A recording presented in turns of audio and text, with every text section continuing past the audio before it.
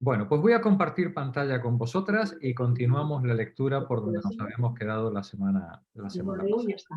Bueno, recordemos la semana pasada, nos habíamos quedado en este pasaje, en el 330 más o menos, 350 del texto, y el autor nos venía trayendo por una historia que comienza en la ciudad de Susa, en Persia. Eh, la reina, la madre de Jerjes, está muy inquieta porque el hijo ha partido a la guerra hace ya no se sabe cuánto, ¿no? Y no hay noticias de cómo ha salido la cosa. Pues nos estuvieron contando pues, todo el ejército que llevaba a Jerjes, cómo había cruzado el Helesponto con su puente de barcas, y nos habían contado también cómo las primeras campañas del ejército, incluidas las Termópilas, habían sido todo victorias para el ejército persa. Pero, como no hay noticias, la reina está inquieta y la reina le pregunta a los sabios, a los ancianos que tiene a su alrededor, ¿y vosotros qué opináis? Tal, bueno, pues reina, no te preocupes, los dioses están de nuestro lado, bla, bla, bla, ¿no? En fin, como siempre, ¿no? Siempre los dioses están del lado del que habla. Y en esto que uno de los consejeros, que recordemos que los tenemos en boca del coro, el coro es el que está transmitiendo los pensamientos y los murmullos, no solo del Consejo de Ancianos, sino de la comunidad en su conjunto. El coro nos dice en algún momento, creo recordar que es un corifeo, uno de los representantes del coro, el que dice, ay, reina, pues no te preocupes que mira, veo ahí cabalgar hacia nosotros un jinete y tiene aspecto de persa y de soldado, con lo cual seguramente trae nuevas con respecto al combate. Y ahora ya pronto, pues podremos enterarnos cómo han salido las cosas. Y entonces, después de haber estado los jefes y los ancianos contando todos las maravillas del ejército, el mensajero llega y empieza a hacerle la narración de, bueno, pues los caudillos persas que han ido muriendo en combate. Y entonces la reina, aquí en este pasaje, en el 330 al 335, donde lo tenéis ahora, dice, ay, estoy oyendo en estas las más profundas de las desgracias. Son el oprobio para los persas y motivo de agudos lamentos. Pero dime esto, volviendo a tu informe, ¿tanto era el número de naves enemigas para que osaran trabar combate con la armada persa mediante embestidas navales? Porque el mensajero pues, le había dicho que, claro, cuando llegaron a Salamina, pues, aquello fue el despanzurramiento de la flota persa, ¿no? Eh, y entonces ahora comienza el mensajero a contar la batalla, ¿no? Habíamos dicho, Juan, tú hacías de mensajero, ¿verdad? Adelante. Vale, sí, sí. En cuanto al número, entérate con claridad. Esas naves hubieran podido ser vencidas por las naves bárbaras. El número total ascendía a 10 treintenas de naves y aparte de estas, había una decena especial, mientras que Jerjes, también lo sé, disponía de naves hasta 1 millar, que tenía a su mando directo y además 207 naves ligeras. Nos está Es, diciendo nos está diciendo el mensajero. Dice, los griegos tenían 330 naves y Jerjes iba con 1 millar, ¿no? de naves. Continúa. esta es la proporción. ¿Te parece a ti que en eso estábamos en condiciones de inferioridad para el combate? Pero aún así, un ejército, pues desvió la balanza en contra de nosotros sin concedernos igual fortuna. Los Detente un momento, dioses, Juan. sí, Detente un momento. Se te oye mal. Te voy a quitar el vídeo, ¿vale? O quítalo tú, ¿vale? Se te oye con dificultad. Sube esto y Espera. hazlo. ¿Así mejor? Vuelve a leer desde, ¿te parece a ti que en eso estábamos en condiciones de inferioridad? Sí. ¿Te parece a ti que en eso estábamos en condiciones de inferioridad para el combate? Pero aún así, una deidad perdió al ejército, pues desvió la balanza en contra de nosotros sin concedernos igual fortuna. Los dioses protegen habitualmente a la ciudad de Palas, Atenea. ¿Mejor ahora? Sí, mejor. Adelante. Estoy más cerca. Reina, tenemos a la reina ahora. Inma. Vale. Entonces está todavía sin destruir la ciudad de Atenas. Así Adelante. es. Así es. Pues mientras haya hombres, eso constituye un muro inexpugnable. Alusión al consejo de Temístocles de abandonar la ciudad y priorizar la concentración de fuerzas frente al invasor. Continúa. Dime cómo fue el comienzo del combate naval. ¿Quiénes iniciaron la lucha? ¿Los griegos o mi hijo, lleno de orgullo por el gran número de sus navíos? Comenzó, señora, todo el desastre al aparecer, saliendo de algún sitio, un genio vengador o alguna perversa deidad.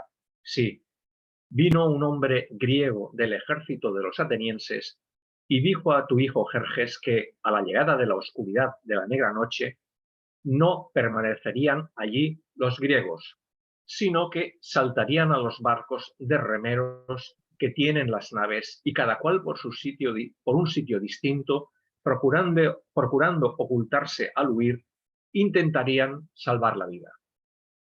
Cuenta, Nos dice la historia, recordad, ¿no?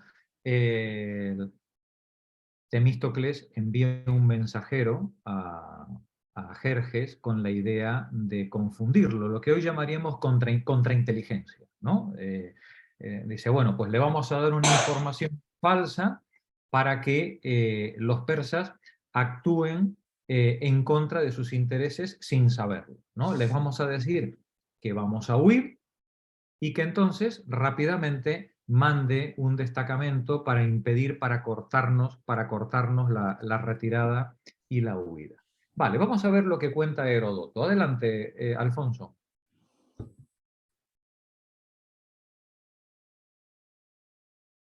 No. Cuenta Heródoto que Temístocles envió a Sícino para aconsejar a Jerjes que cortara la retirada a la flota griega mediante un bloqueo. La finalidad de Temístocles era obligar por este medio a los persas a combatir en aguas donde la maniobra les resultase difícil. Aquí os dejo, aquí tenéis el mapa de cómo se produjo la batalla. Aquí el mapa solamente muestra la mitad derecha de la isla de Salamina. Jerjes divide la flota en dos, ¿no? El grueso de la flota lo coloca, como dice aquí el mapa, en 3 líneas en la entrada al Golfo, que separa la isla de tierra, ¿no? Y mandó otro destacamento de naves al otro lado de la isla para impedir que los griegos pudieran escapar dando la vuelta por detrás, ¿vale? No solamente divide la flota, aunque no es especialmente importante porque son pocos los barcos que van hacia el otro lado. Este contingente egipcio, ¿no? que tenemos aquí, que va hacia el otro lado de la isla. Sino que lo importante es que la flota, para poder entrar en ese estrecho, claro, pues tiene que entrar pues, de 1, de 2, de 3 barcos en línea, en fondo. No pueden entrar todos los barcos al mismo tiempo. ¿Y dónde le están esperando los griegos? Les están esperando en las playas de los costados para lanzarse contra ellos con sus espolones en el momento en el que la flota persa pase hacia adentro, creyendo que están persiguiendo a estos que encabezan la flota griega y que están simulando una huida hacia adentro. Y entonces pues toda la flota griega entra entra por dentro del Golfo, perdón, toda la flota persa entra por dentro del Golfo y por entre la isla y tierra, y cuando la flota persa está desplegada ya de 2 o de 3 en fondo, es ahí cuando la armada griega les ataca por el costado. Continúa, por favor. Vamos a leer a Heródoto directamente como lo cuenta. Entonces, como viese Temístocles que perdía la causa por los votos de los jefes del Peloponeso, salióse ocultamente del Congreso, y luego de salido despacha un hombre que vaya en un barco a la armada de los medos, bien instruido de lo que debía decirles. Llamábase Sicino, este enviado, y era siervo y ayo de los hijos de Temístocles. Llegado allá Sicino en su barco, habló en esta conformidad a los jefes de los bárbaros. Aquí vengo a hurto de los demás griegos, enviado por el general de los atenienses, quien, apasionado por los intereses del rey y deseoso de que sea superior vuestro partido al de los griegos, me manda deciros que ellos han determinado huir de puro miedo. Ahora se os presenta oportunidad para una acción la más gallarda del mundo, si no les dais lugar ni permitís que se os escapen huyendo. Discordes ellos entre sí mismos, no acertarán a resistiros. Antes les veréis trabados entre sí los unos contra los otros, peleando los de vuestro partido contra los que no lo son. Digamos, la estrategia de Temístocles, según la cuenta de Heródoto, era muy clara. Ya sabéis que los historiadores no están muy de acuerdo con esta interpretación y hay quien piensa que Temístocles se estaba guardando la retirada en el caso de que perdieran la batalla, ¿no? Es decir, compañero, que yo te intenté ayudar porque yo era de tu partido, ¿no? Bueno, vete a saber, las malas lenguas siempre están muy afiladas. Vamos a aceptar la versión de Heródoto, que es la de que Temístocles le tiende una celada a Jerjes, diciéndole que ante la retirada griega, que aproveche para cortarla y para terminar de desmantelar todo lo poco que queda de los griegos. Porque una vez que cayera Salamina y la flota griega en Salamina, el Peloponeso ya estaba abierto y listo para caer en manos del ejército de tierra de Jerjes, ¿vale? El único obstáculo que le quedaba a los persas era precisamente la armada griega. Continúa, Juan. Él, inmediatamente que lo hubo oído, sin advertir el engaño del hombre griego, ni tampoco la envidia de los dioses, actitud de los dioses para con el hombre que, sin ser consciente de sus limitaciones humanas, incurre en conducta desmesurada. Comunicó esta orden a todos los que eran capitanes de barco. Cuando dejase el sol de alumbrar con sus rayos la tierra y las tinieblas ocuparan el sagrado recinto del cielo, formaran en 3 líneas el grueso de la escuadra y el resto de las naves dispusieran un círculo alrededor de la isla Ayante, que es Salamina, con la finalidad de evitar la salida de barcos enemigos y vigilar las rutas rugientes por el oleaje. Así, si intentaban los griegos esquivar su funesto destino, una vez que hallaran un medio de huir con las naves sin que se advirtiera, tenían a su alcance el dejar sin cabeza a todo el enemigo. El plan de Jerjes era exterminar completamente la flota y dejar diáfano el camino a las tropas persas ya por toda la península. Continúa ahora Alfonso. Decir esto Sicino y volverles las espaldas, marchándose fue uno mismo. Los bárbaros, dando luego crédito a lo que acababa de avisarles, tornaron 2 medidas. La una, hacer pasar muchos persas a la isleta Sitalea, situada entre Salamina y el continente. La otra, dar orden, luego de llegada a la medianoche, que el ala de su armada por el lado de poniente se alargase hasta rodear a Salamina y que las naves apostadas cerca de Ceo y de Cinosura avanzasen tanto que ocupasen todo el estrecho hasta la misma Muniquia. Con esta disposición de la armada pretendían que no pudiesen huírseles los griegos, sino que cogidos en Salamina pagasen la pena de los males y daños que les habían causado en las refriegas de Artemisio. Pero la razón que tuvieron en poner la guarnición de persas en la pequeña isla de Sitalea fue porque, hallándose ésta en medio de aquel estrecho en que había de darse la batalla naval, era preciso que de sus resultas fueran a dar en aquella islita los náufragos y los destrozos de las naves. Querían, pues, tener allí tropa apostada, que salvase a los suyos y perdiese a los enemigos arrojados. Hacían con gran silencio estas prevenciones para no ser sentidos de sus contrarios, y en ellas trabajaron toda la noche sin tomar algún reposo. Detente un momentito, Alfonso. Volvamos al mapa para que lo veamos, ahora lo entenderéis Sí. mejor. Imaginaos a Jerjes sentado en su trono aquí arriba en lo alto del monte, ¿no? El tío se ha preparado el sillón con vistas a la batalla, ¿no? Como el que va al Kinépolis, ¿no? Sí, esto voy a ver, voy a disfrutar del espectáculo, ¿no? Envía un destacamento de infantería a ocupar la isla de Sitalea con la misión de que en un combate naval, cuando se producen naufragios, bueno, pues poder rescatar a los suyos y poder liquidar en la playa a todos los enemigos que lleguen a nado, ¿vale? Y su flota la divide en dos. Envía una parte pequeña al otro lado de la isla para generar un tapón e impedir que escapen los griegos por detrás, y el grueso de la flota la divide en dos grupos y los lanza alrededor de Sitalea entre la montaña y la isla.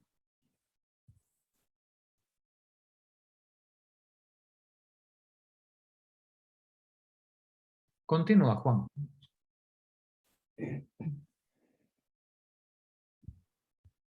Tan graves órdenes Jerjes dictó por haberse dejado llevar de su corazón confiado en exceso, pues no sabía el porvenir que le iba a llegar de los dioses. Ellos, entonces, no con espíritu de indisciplina, sino con alma dócil al jefe, estuvieron haciendo la cena y los marineros atando los remos a los escálamos, que a los toletes bien se ajustaban. Pero cuando la claridad del sol se extinguió y ya la noche se estaba acercando, todo marino señor del remo, expresión enfática en lugar de remero, que da cuenta de la importancia que adquirió la marinería tanto en el aspecto técnico de la guerra a partir de Temístocles, el principal instrumento del dominio ateniense, como en el político, pues la flota siempre apoyó la democracia. Fue entrando en su nave y también todo el que había de luchar con las armas.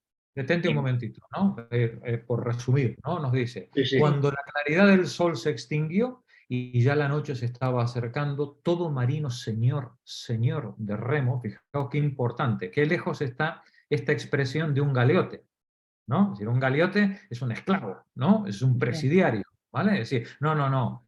El remero ateniense es un ciudadano, ¿no? Es un señor de remo, que nos deja claro la importancia que ya está teniendo políticamente tanto el hoplita en tierra como el remero en los barcos desde el punto de vista de la concepción política del ciudadano, ¿no?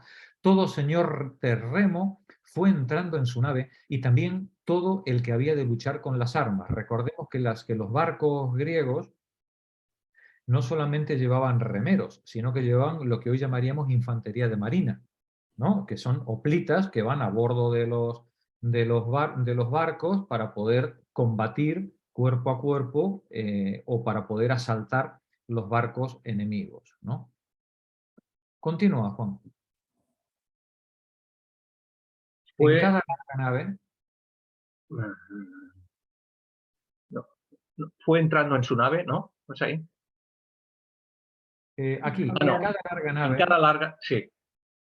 En cada larga nave, los bancos de remeros iban animándose entre sí, y todos navegaban en el puesto asignado, y a lo largo de toda la noche, los jefes de las naves hicieron que toda la gente marinera preparase la travesía. La noche avanzaba, pero la escuadra griega no hacía una salida furtiva por ningún sitio, Pero después que el día radiante, con sus blancos corceles, claro, sí, ocupó con la luz la tierra entera, en primer lugar, un canto, un clamor a modo de himno procedente del lado de los griegos. El peán, canción de guerra que se cantaba con acompañamiento de flautas antes de entrar en combate o para celebrar la victoria, profirió expresiones de buenos augurios que devolvió el eco de la isleña roca, Salamina.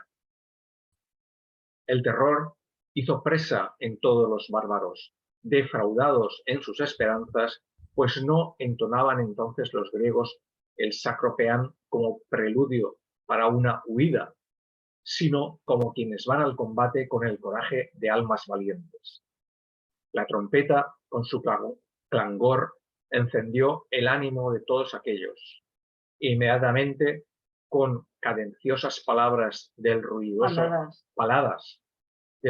remo, golpeaban las aguas profundas del mar al compás del sonido de mando. El flautista, que a las órdenes del jefe de remeros acompasaba la impulsión del barco, rápidamente todos estuvieron al alcance de nuestra vista. La flota persa se mete como ganado dentro del estrecho, y cuando creen que a por ellos oe, pues de pronto oyen el peán y se le vienen encima por el costado sin dejarles maniobrar un montón de barcos griegos con los espolones apuntándole para ellos, ¿no? Continúa. La primera, el ala derecha, en formación correcta, con orden, venía en cabeza. En segundo lugar, la seguía toda la flota. Al mismo tiempo podía oírse un gran clamor. Adelante, hijos de los griegos, libertad a la patria, libertad a vuestros hijos, a vuestras mujeres, los templos de los dioses de vuestra estirpe y las tumbas de vuestros abuelos, ahora es el combate por todo eso. Eso se repite en todas las guerras. En todas las guerras, siempre. Todos van por la libertad, por Dios y por la patria. Y por las mujeres y por las tumbas. En verdad que de nuestra parte se les oponía el rumor de la lengua de Persia. Ya no era tiempo de andarse con dilaciones. Inmediatamente una nave clavó en otra nave su espolón de bronce. Inició el ataque una nave griega y rompió en pedazos todo el mascarón de la popa de un barco fenicio. Cada cual dirigía su nave contra otra nave.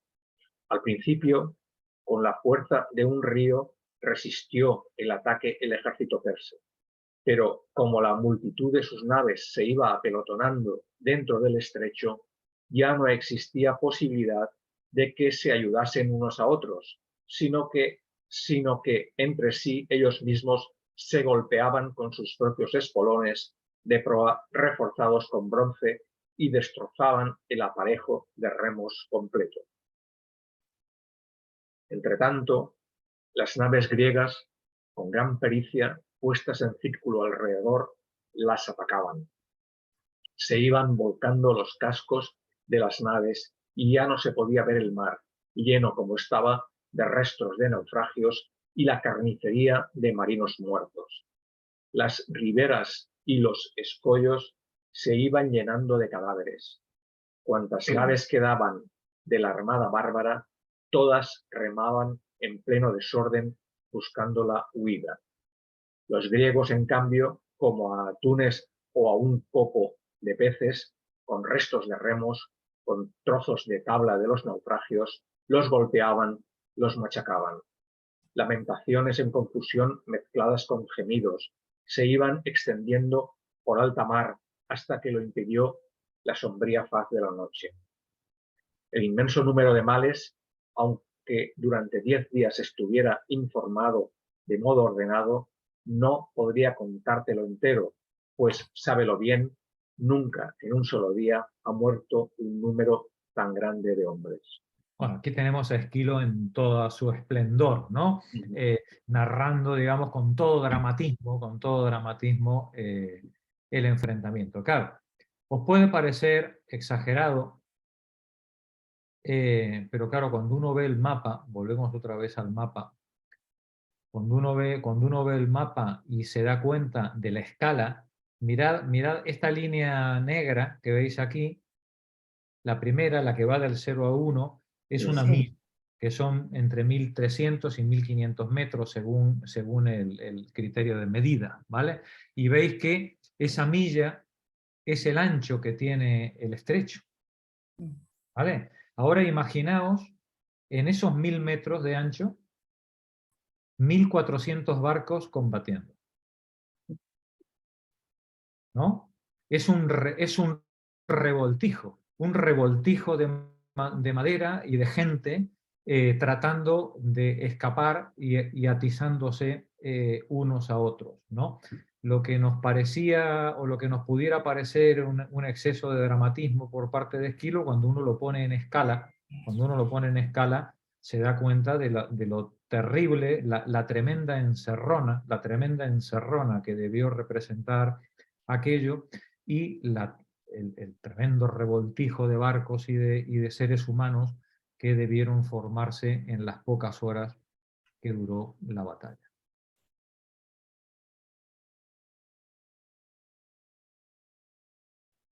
¿Dónde estamos? Volvemos otra vez aquí. Dice, el inmenso número de males, aunque durante 10 días te estuviera informando de modo ordenado, no podría contártelo entero, pues, sábelo bien, nunca en un solo día ha muerto.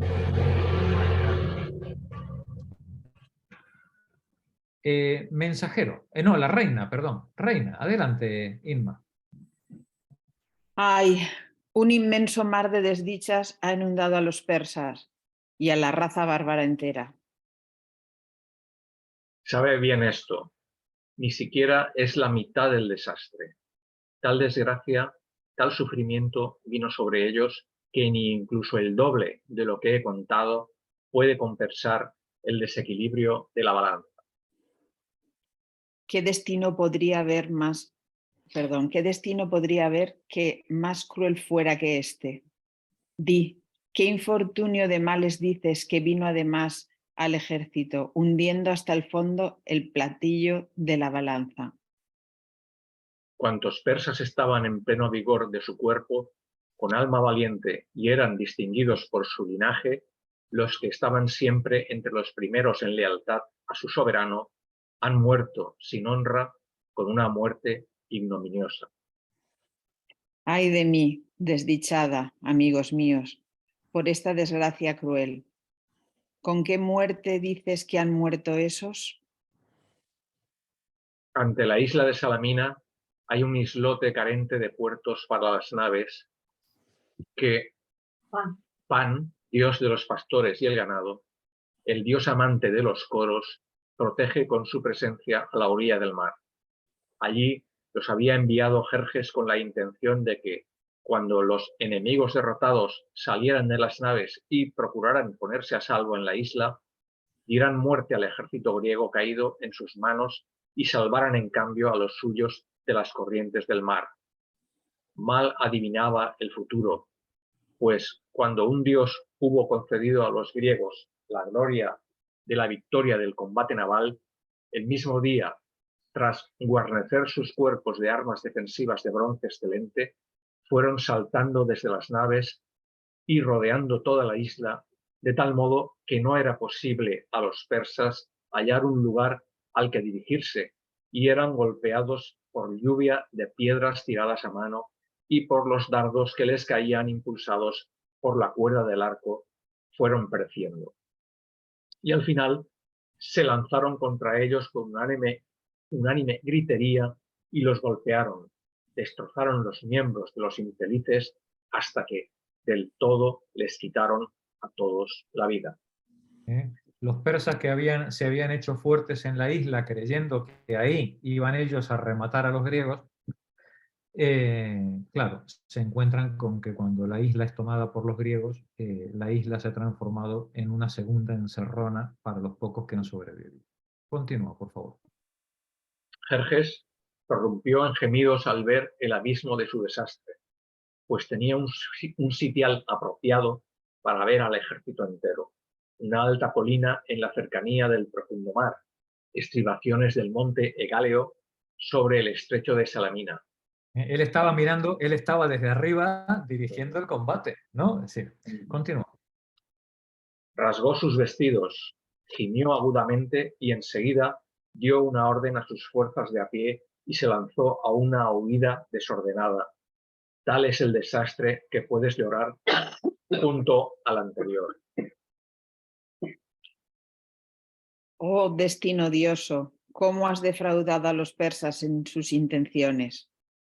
Amarga he encontrado mi hijo, la venganza de la ilustre Atenas. Amarga, dice, amarga Ha encontrado, amarga, sí. ha encontrado mi hijo la Amarga ha encontrado mi hijo la venganza de la ilustre Atenas. No fueron bastantes los bárbaros que antes mató Maratón. Y mi hijo, creyendo que iba a lograr su venganza, se ha atraído una multitud tan grande de males. Pero dime tú, las naves que han conseguido escapar a la mala fortuna, ¿dónde estaban cuando las dejaste? ¿Me lo puedes decir con exactitud? Los capitanes de los navíos que se salvaron rápidamente emprendieron la huida en desorden, aprovechando el viento que era favorable. Y el resto de las fuerzas fue pereciendo en Beocia, los unos sufriendo la sed en torno al atractivo resplandor de una fuente. Tan numerosos eran los persas que las fuentes no daban abasto a saciar su sed. Los otros, extenuados por la fatiga, atravesamos hacia tierra focense, el país de la Dóride, el golfo Melieno, a cuya llanura le da de beber el río Esperqueo, con su bienhechora bebida. Desde allí, el suelo de Acaya, Tesalia y las ciudades de los tesalios nos recibieron cuando empezábamos a estar escasos de provisiones, y allí murieron muchos de sed y de hambre, pues ambas había. Llegamos al país de Magnesia y al territorio de los macedonios, a la cuenca del río Axio, Tracia. Divisamos el cañaveral lacustre de Volva, el monte Pangeo, Macedonia, y la tierra de los edones, Tracia. Esa noche un dios suscitó un invierno temprano e hizo que se helara toda la corriente del sagrado Estrimón, Tracia. Todos los que antes en manera alguna creían en los dioses, entonces oraron con súplicas, adorando a la tierra y al cielo. Es decir, la retirada del ejército fue tan desordenada que los lugares por los que pasaban no tenían, ni podían alimentarles, ni podían mantenerles, y todo este ejército en desbandada o en retirada, yendo hacia el norte, bueno, pues vuelve a repetir el mismo viaje que había hecho para ir hacia Atenas, pues bueno, pues ahora lo repite hacia atrás, pero sin la organización de suministros ni de apoyo logístico que había tenido a la ida, ¿no? Y seguramente, pues nos dice Esquilo, bueno, debió ser una retirada pues bastante penosa, ¿no? La que tuvo el ejército para poder salir de territorio griego. Continúa, Juan, por favor. Luego que el ejército acabó de invocar a los dioses múltiples veces, intentó cruzar a través de la helada corriente, y quien de nosotros partió antes de esparcirse los rayos del dios Sol, se encontró salvado, pues como ardía con resplandores, el brillante disco del sol fue calentándolo con sus llamas y atravesando el centro del río. Unos sobre otros se fueron hundiendo y en verdad tuvo suerte el que más pronto perdió el aliento vital. Cuando el río se descongeló, se hundieron y se terminaron de ahogar los pocos que iban detrás, ¿no? Continúa. Los demás que lograron la salvación atravesaron Tracia con dificultad, con innumerables fatigas, y después de lograr escapar, no muchos por cierto, llegaron a la tierra donde tienen su hogar. Así que la ciudad de los persas puede llorar y echarla de menos a la amadísima juventud del país. Esta es la verdad, y omito al hablar muchas desgracias que un Dios ha lanzado contra los persas. Gracias, Juan. Alfonso, haz tú el corifeo. Oh deidad que has obrado de modo funesto, cuán demasiado pesada has pisoteado con ambos pies la raza pérsica entera.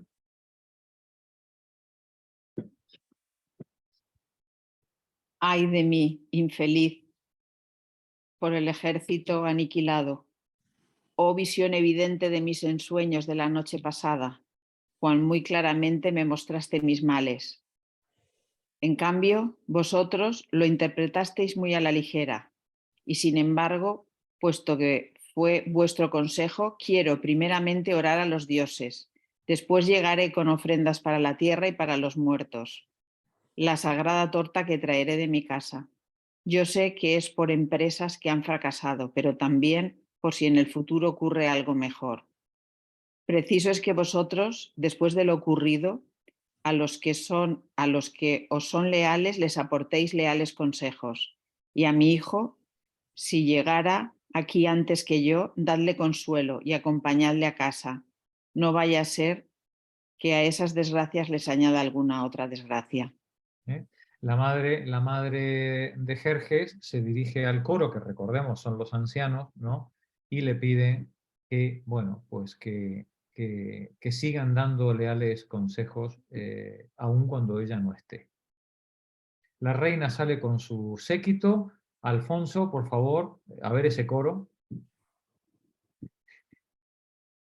Oh Zeus soberano, has aniquilado al orgulloso ejército persa constituido por un ingente número de hombres.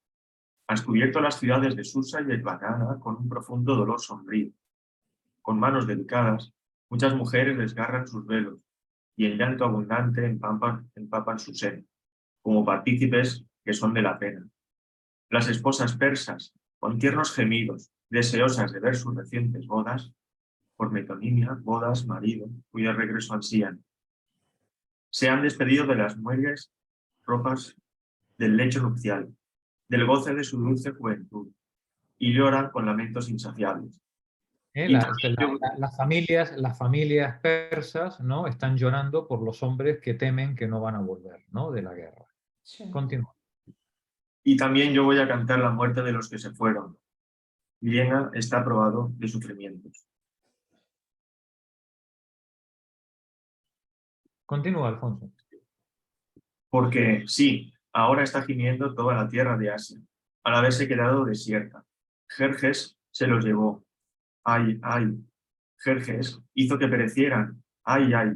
Jerjes todo lo organizó de modo insensato con sus barcos marinos. ¿Por qué Darío, jefe de arqueros que nunca hizo daño, no estuvo entonces, al momento de iniciarse la expedición, también al mando de los ciudadanos, el amado caudillo de Susa? Pues a los de a pie y a los marineros con alas de lino, las velas, de aspecto sombrío, los navíos se las llevaron. Ay, ay. Los navíos les dieron la muerte. Ay, ay. Los navíos con ataques causantes de todo el desastre.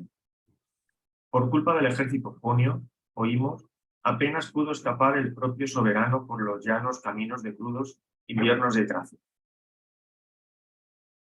Y los que primero, por una muerte irremediable, fueron atrapados, ay, amontonándose han ido, ay, en torno a las riberas del Cicreo, Salamina. Gime y rechina los dientes en duelo, y eleva hasta el cielo los sordos lamentos de tu dolor, ay, y profiere con fuerza una voz desdichada, un grito que entraña lamentos. Doblegados por el mar pavoroso, ay, son desgarrados, ay, por los hijos sin voz, los peces del mar incorruptible, ay. Llora al varón cada cosa que sin él quedó, y los padres que ya están sin hijos, ay, lamentan sus penas sin par, e igual los ancianos al oír su completo dolor. Cuando estamos oyendo al coro y estamos oyendo la estrofa y la antiestrofa, recordemos que son dos partes del coro que se abren alrededor del escenario y van cantándose y contestándose una a la otra, ¿no? Continúa, Alfonso. Y tras largo tiempo, Por tierras de Asia ya no se rigen por leyes persas, ya no pagan tributos a las exigencias del amo. Consecuencias económicas y políticas de la derrota para el imperio persa y a la condición de amo del rey de Persia. Ni se prosternan en tierra adorándolo, pues el regio poder ya ha perecido. Ya no tienen los hombres de lengua guardada, pues para hablar libre se ha soltado el pueblo. Peligros en política interior que la derrota conlleva, puesto que el yugo que la fuerza imponía se desató, y la isla de Ayante, Salamina, que bañan en torno de las olas, en sus campos ensangrentados, tiene enterrado el poder de los persas. Aquí tenemos a la versión política, digamos, de Esquilo, ¿no? De esta derrota militar persa, ¿no? Dice, desde que perdieron la batalla, ya no tienen los hombres la lengua atada, la lengua guardada. Ahora pueden hablar, pueden decir. Se ha soltado el pueblo, que es el peligro que en la política interior tiene una derrota militar, puesto que el yugo que la fuerza imponía se desató. Y la isla de Salamina, que bañan en torno a las olas en sus campos ensangrentados, tiene enterrado, en Salamina se ha enterrado el poder de los persas. Termina el párrafo, Alfonso. Entra en escena. Tienes el micro cortado. ¿Me dices a mí? No, Alfonso, tiene el micro cortado. Entra en escena la reina. Su atuendo es severo y sencillo. Las sirvientas que la acompañan portan ofrendas. Adelante, Inma. Cualquiera que tiene experiencia de males sabe que entre los mortales, cuando un oleaje de infortunio les sobreviene, todo suele asustarlos. Cuando en cambio el destino fluye favorable, confían en que siempre ha de soplar el mismo viento de buena suerte. Del mismo modo, a mí, que ya estoy llena de temor en todo, se revela a mis ojos la hostilidad que me envían los dioses y grita en mis oídos un clamor que no es adecuado para curarme. Tal terror me han causado los infortunios que atemorizan mi corazón.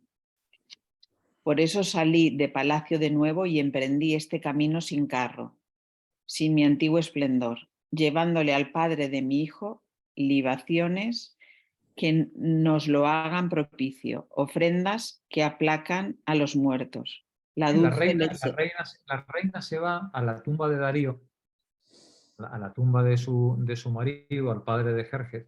La reina va a la tumba de Darío a hacer libaciones y a pedirle consejo a su marido muerto. ¿Vale? Continúa. La dulce leche blanca de una vaca sin señal de yugo, el licor de la obrera que trabaja en las flores, la muy brillante miel rociada con agua corriente de una fuente virgen, la bebida pura nacida de una madre salvaje, esta alegría de una vid añosa, el fruto oloroso de la verde oliva frondosa, de vida perenne en sus hojas, y flores trenzadas nacidas de la tierra que todos los frutos produce. Estas son las ofrendas que ella lleva a la tumba de Darío, ¿no? Continúa. Amigos. Amigos míos, sobre estas libaciones que ofrezco a los muertos, entonad himnos y llamad aquí arriba al divino Darío, que yo enviaré estas ofrendas que bebe la tierra en honor de los dioses subterráneos. Mientras, dice, el coro empieza a cantar, la reina con sus sirvientas se dirige a la tumba de Darío. Alfonso, el coro. Mujer, tú que eres reina, persona venerable para los persas, envía libaciones a las cámaras que tiene tu esposo bajo la tierra, actual morada del ya muerto Darío. Que nosotros rogaremos con himnos que nos sean favorables los días subterráneos que tienen los muertos. Ea, sagradas deidades subterráneas, tierra Hermes y tú, rey de los muertos, enviad desde abajo un alma a la luz. Pues si algún ventajoso remedio de nuestras desdichas conoce, solo él, entre los mortales, podría decirnos el fin que tendrán. El coro canta acompañando con la acción sus palabras, ¿vale? Es decir, van la reina y sus sirvientes, que en este caso es el coro, van a hacerle esta ofrenda a Darío para ver si consiguen que Darío les aconseje, ¿no? De alguna manera, pueda levantarse de entre los muertos y aconsejarles sobre qué destino tendrán y qué camino han de tomar. Estrofa 1. Adelante, Alfonso. ¿Me oyes, rey como un dios que alcanzaste la dicha? Cuando pronuncio las claras palabras en lengua bárbara con múltiples tonos, lúgubres, de triste sonido. A pleno pulmón yo voy a gritar mis dolores por tanto infortunio. Me estará oyendo desde allá abajo. Ea, tu tierra, y vosotros también, los que sois los demás soberanos de las subterráneas regiones. Permitid que salga de sus moradas la gloriosa deidad, el dios de los persas, que en Susa nació. Enviad aquí arriba a quien es cual ninguno la tierra de Persia había tenido jamás en su seno. Dice, a dioses del infierno, ¿no? Dioses de la ultratumba. Permitir que salga de esa morada, de la morada de la muerte, el dios de los persas, que salga Darío y enviarlo aquí arriba para que nos pueda hablar y para que nos pueda aconsejar. Continúa. Amado es nuestro héroe, amada sí, su tumba, porque encierra la forma de ser que nos es amada. La tumba de Darío representa el carácter y tradición persa. Idóneo, tú que haces que suban a la luz las almas de los muertos. Idóneo, permite que suba hasta aquí el divino soberano Darío. Pues nunca llevó hombres a la muerte con locuras que matan mediante la guerra. Inspirado a un dios le llamaban los persas, e inspirado de un dios él lo era, pues así conducía el timón del ejército. Rey antiguo, rey, llégate. Ven hasta el punto más alto de la tumba. Alza la sandalia azafranada de tu regio pie y haz que brille el botón de tu tiara. Ven, Darío, tú que como un padre nunca hiciste daño. Fijaos qué curioso, Esquilo está poniendo a Darío como un gran rey, inclusive admirable por los mismos griegos, y no como el inútil de Jerjes, ¿no? Que ha llevado al ejército a la destrucción total, ¿no? Continúa. Para oír los recientes dolores comunes a todo el país, aparece, Señor de señores, porque una bruma propia de Estige ha sobrevolado y la juventud de nuestro país toda ha perecido. Ven, Darío, tú que como un padre nunca hiciste daño. Épodo. Épodo es la reunión cuando el coro que estaba dividido, ¿no? Entre estrofa y antiestrofa, ahora se reúne otra vez, reunión y conclusión. Adelante. Oh tú que al morir fuiste muy llorado por tus amigos. ¿Por qué, Señor, este doble error? Digno de doble lamento para todo este país tuyo. Se han perdido las naves de 3 bancos de remos. Ya no hay naves, ya no hay naves. La sombra de Darío aparece encima de la tumba. Alfonso no, Juan, te ha tocado ser Darío. Venga. Es que tampoco tenemos muchos hoplitas en el grupo. ¿Vale? Vale. Adelante. Sombra, oh fieles entre fieles, compañeros que fuisteis de mi juventud, ancianos de Persia, qué sufrimientos padece la ciudad. Gime y se golpea en señal de duelo, y hasta el suelo se abre para que se levante y salga a la luz Darío. Siento espanto de ver a mi esposa cerca de mi tumba, mas sus libaciones propicio acepté. Y vosotros estáis al lado del túmulo cantando canciones de duelo y alzando gemidos que atraen a las almas, llamándome estáis con voz lastimera. No es fácil salir, sobre todo porque las deidades que tienen poder bajo tierra más prontas están a coger que a soltar. No es Sin fácil embargo, salir. Fijaos qué interesante, ¿no? Oye, que de esto de salir de la tumba no es asunto sencillo, ¿vale? Porque los dioses están más prontos a acogerte que a soltarte, ¿vale? Continúa. Sin embargo, ejercí mi influencia sobre ellas y he venido aquí. Date prisa con el fin de que yo no merezca reproche en el uso del tiempo, abusando del tiempo que le ha sido concedido para conversar con los vivos. Qué grave, reciente desgracia padecen los persas. Alfonso. No me atrevo a mirarte de frente, no me atrevo a hablar ante ti, por el temor piadoso que antaño me inspirabas. Pero, ya que he venido de abajo siendo obediente a tus gemidos, sin hacer un relato prolijo, sino con brevedad, habla y da fin a tu informe completo, prescindiendo del respeto hacia mí.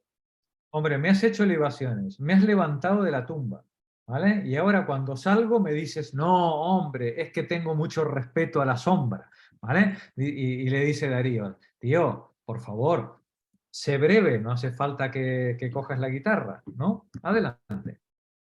Rehuyo complacerte, rehuyo hablar ante ti, luego de haber dicho algo que es triste de oír para mis amigos, los lamentos que invocaron la sombra de Darío. Pero, ya que el antiguo temor prevalece en tu corazón, dirigiéndose ahora a la reina, tú, anciana compañera de mi lecho, mi noble esposa, cesa en esas lágrimas y lamentos y dime algo claro. Humanos sufrimientos les pueden suceder a los mortales. Muchos desastres les vienen a los hombres del mar y muchos otros de tierra firme, si una vida demasiado larga se extiende tiempo adelante. ¿Eh? Dice, muchas desgracias te vienen cuando la vida es muy larga, ¿vale? Como decir, como diciendo, bueno, es lógico, ¿no? Que cuando has vivido mucho tiempo, bueno, pues tengas que ver cosas desagradables, ¿no? Continúa. Reina. Jorge, nombra a otra heredera ya. Ah, vale. Sales, Así que sigues tú. seamos muchas. Ahí, muy bien, Inma. Sales, sigues tú. Venga. Oh tú que aventajabas en dicha a todos los mortales con tu feliz suerte, porque mientras veías los rayos del sol, pasaste una vida dichosa, envidiado lo mismo que en un dios por los persas, y ahora, en cambio, siento envidia de ti porque has muerto antes de haber visto el abismo de nuestras desgracias. Sí, Darío, todo el relato oirás en breve tiempo. Por decirlo en una palabra, está aniquilado el poder de los persas. ¿De qué modo? ¿Vino algún terrible azote de peste o la guerra civil? Nada de eso, sino que en las proximidades de Atenas ha perecido todo el ejército. ¿Y cuál de mis hijos condujo la expedición hasta allí? Explícamelo. El valiente Jerjes, dejando desierta toda la llanura del continente. ¿Fue a pie o navegando como el desdichado intentó esa locura? De ambos modos, un doble frente tenía su doble ejército. Pero, ¿cómo también consiguió un ejército tan grande de tierra atravesar hasta la otra orilla? Mediante artificios, unció ambas orillas del estrecho de Ele, de modo que así pudiera haber paso. Y lo consiguió hasta el punto de poder cerrar el gran Bósforo. Así es, sin duda ninguna. Alguna deidad le ayudó en su intención. Ay, sí, una deidad vino a él con gran poder que ya no podía pensar con prudencia. Hasta el punto de poder ver qué tremendo desastre ha llevado a cabo.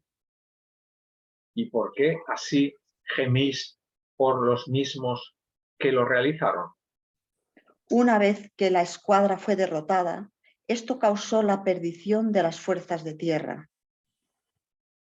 ¿Y ha perecido así completamente a punta de lanza el pueblo entero? hasta el punto que entera la ciudad de Susa llora su carencia total de varones. Ay de nuestro ejército, nuestra ayuda y socorro. Se ha perdido entero el pueblo de los bactrios y entre ellos no había siquiera un anciano. Todas las bajas son jóvenes. Aquí Esquilo se nos viene arriba, ¿no? Es decir, no ha quedado ni el apuntador, dice Esquilo. Bueno, ya nos contó José Antón la semana pasada que la cosa no había sido para tanto tampoco, ¿vale? Pero bueno, el hecho es que efectivamente salieron con el rabo entre las piernas, ¿no? Continúa, Juan. Oh desdichado, qué juventud de los aliados ha hecho perecer. Dicen que Jerjes, solo y abandonado, con no muchas tropas. ¿Cómo y a dónde está yendo a parar? ¿Tiene salvación? Contento ha llegado hasta el puente, única unión de los dos continentes, el paso de barcas en el Helesponto. ¿Y que está a salvo ya en nuestra tierra? ¿Es eso verdad? Sí, predomina un informe seguro sobre eso y no hay desacuerdo.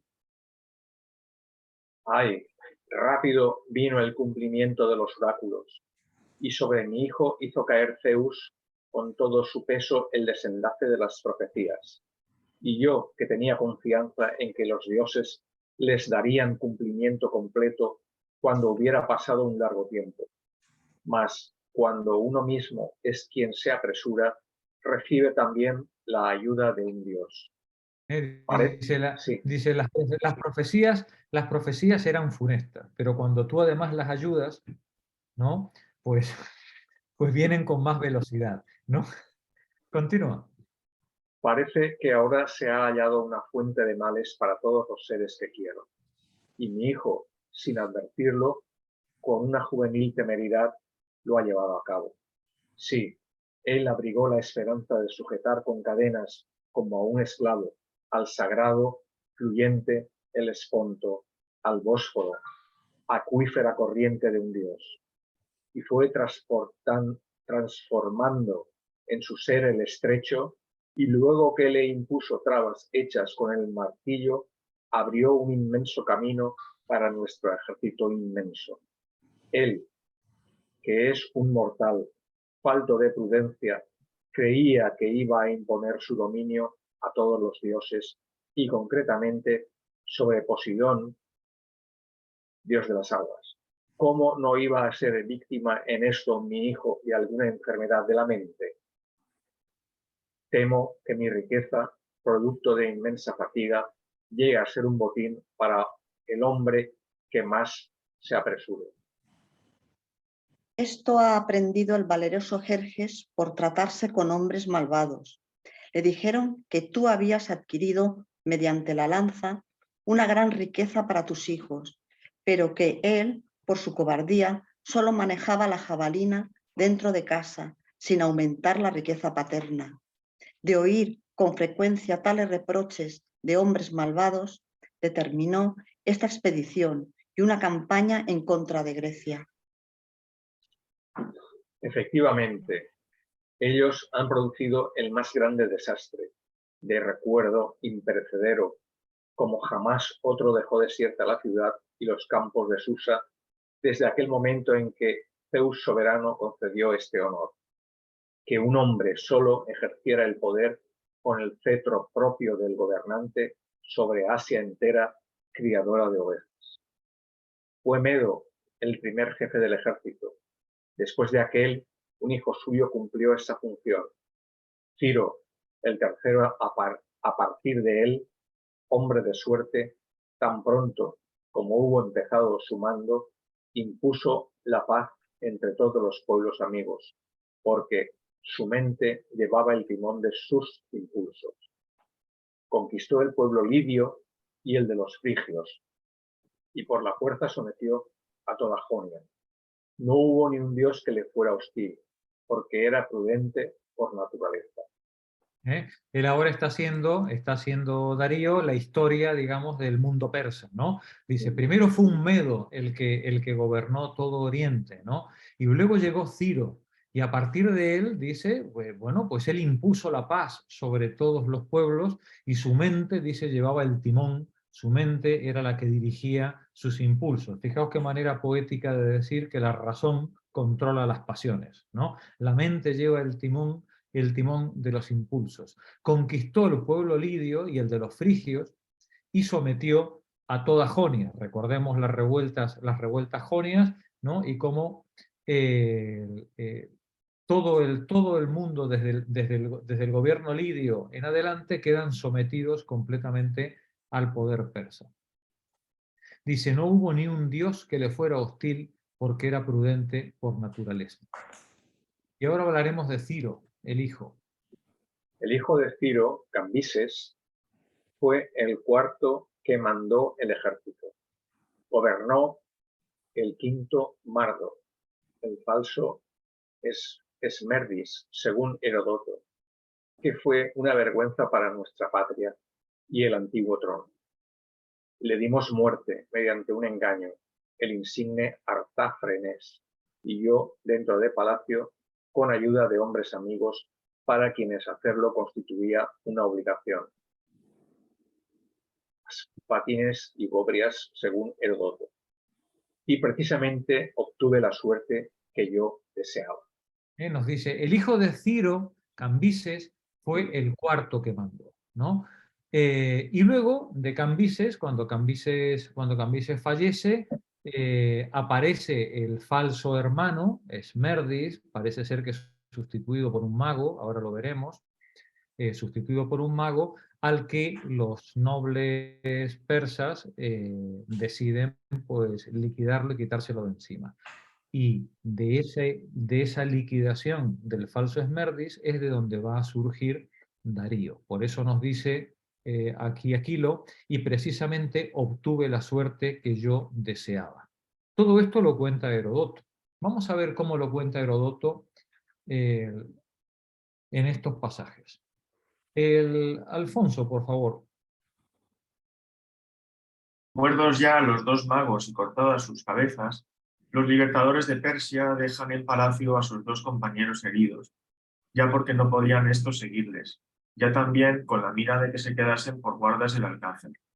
Matan a Esmerdis y a su hermano, que son dos magos que han sustituido al rey que supuestamente lo han asesinado y lo han intentado sustituir.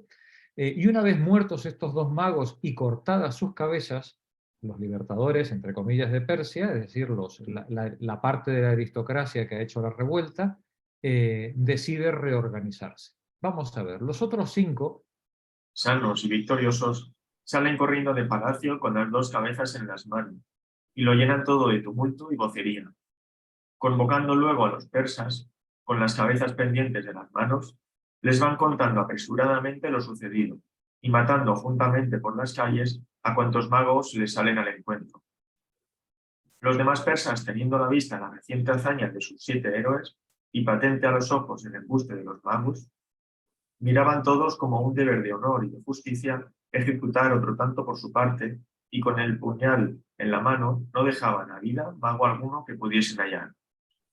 Tanta fue la carnicería que si no la hubiese detenido la noche, no quedara ya raza de magos. Los persas miran como el más solemne y memorable este día, en que celebran una gran fiesta aniversaria a la que dan el nombre de magofonía, no permitiendo que en ella comparezcan en público los magos, obligados severamente a mantenerse encerrados en su casa. Seguramente lo que está narrando Herodoto es un enfrentamiento religioso entre facciones del poder persa, algunos que serían los magos que llevarían tradiciones diferentes a las tradiciones que llevaban los otros, y lo que está contando esta anécdota, bueno, pues es el resultado de esa revuelta entre dos facciones, una que lideraría el Esmerdis, ¿no? Como cabecilla de esos supuestos magos que nos está diciendo Heródoto. Recordemos que en el mundo hebreo hemos visto una matanza similar cuando estuvimos estudiando la religión hebrea, ¿no? Continúa, por favor. De allí a 5 días, Sosegado ya en Susa el público tumulto, los septemviros, levantados contra los magos, empezaron a consultar entre sí acerca de la situación y arreglo del imperio persiano. Y en la deliberación se dijeron cosas y pareceres que no se harán creíbles a los griegos, pero que no por esto dejaron realmente de decirse. Detente un momento, porque este es un pasaje muy importante de Heródoto, porque pone en boca de los persas cosas que yo creo que jamás un persa se planteó, sí, pero pone en boca de los persas cuestiones que a los griegos les importaban muchísimo. Muerto los magos y muerto Esmerdis y sus seguidores, la nobleza persa se plantea el problema de cómo va a organizarse la sucesión. Si el hijo del rey legítimo ha muerto y al otro hijo lo mataron los magos o lo matamos nosotros diciendo que era mago, ¿no? Bueno, pues ahora la nobleza persa, ¿cómo resuelve el gobierno? ¿Quién va a mandar a partir de ahora sobre los persas? Y Heródoto plantea el problema en forma de un debate entre los distintos mandamases de la oligarquía persa, ¿vale? Nos dice, de allí a 5 días, sosegado ya en Susa el público tumulto, los septemviros, los siete dirigentes, levantados contra los magos, empezaron a consultar entre sí, empezaron a debatir entre ellos acerca de la situación y arreglo del imperio. Y en la deliberación se dijeron cosas y pareceres que no se harán creíbles a los griegos, pero que no por esto dejaron realmente de decirse. Vamos a ver qué discutieron los mandamases persas a la hora de decidir cómo iba a continuar el gobierno del imperio. Continúa, Alfonso. Aconsejábales Otanes, en primer lugar, que se dejase en manos del pueblo la suma potestad del Estado, y les hablaba en esta conformidad. Mi parecer, señores, es que ningún particular entre nosotros sea nombrado monarca de aquí en adelante, pues tal gobierno ni es agradable ni menos provechoso a la sociedad avasallada. Bien sabéis vosotros mismos a qué extremos nos llevó la suma insolencia y tiranía de Cambises, y no os ha cabido poca parte en la audacia extremada del mago. Quisiera se me dijese cómo cabe en realidad que la monarquía, a cuyo capricho es dado hacer impunemente cuanto se le antoje, pueda ser un gobierno justo y arreglado. Qué ¿Cómo grande, fijaos qué grande, qué actual, qué discurso absolutamente pertinente en la España de 2023. ¿No? Mira, quisiera se me dijese cómo cabe, cómo alguien puede pensar que la monarquía, a cuyo capricho es dado hacer impunemente cuanto se le antoje, puede ser un gobierno justo y arreglado, ¿no? Dice Otanes. Continúa, Alfonso. ¿Cómo no ha de ser por sí misma peligrosa y capaz de trastornar y sacar de quicio las ideas de un hombre de índole la más justa y moderada cuando se vea sobre el trono? Y la razón es porque la abundancia de todo género de bienes engendra insolencia en el corazón del monarca, juntándose esta con la envidia, vicio común nacido con el hombre mismo. Teniendo pues un soberano estos dos males, insolencia adquirida y envidia innata, tiene en ellos la suma y el colmo de todos. Lleno de sí mismo y de su insolente pujanza, cometerá 1000 atrocidades por mero capricho, otras 1000 de pura envidia, siendo así que un soberano a quien todo sobra debiera por justo motivo verse libre de los estímulos de tal pasión.